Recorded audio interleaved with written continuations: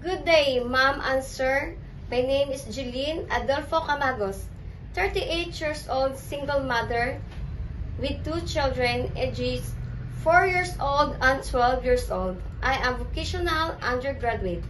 My mother's name is Elvera Adolfo Camagos and my father's name is Oscar Adolfo Camagos. I have 2 brothers and 4 sisters. I am 6th among siblings.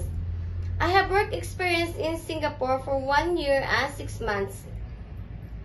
I did not finish my contract because my previous employer migrated in Australia for good, and I decided not to come back here in Philippines. I also have local experience here in Philippines.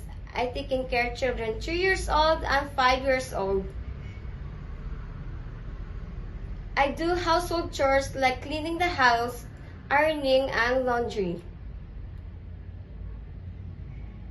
My duties and responsibilities are taking children and do the household chores like cleaning the house, cooking, and laundry.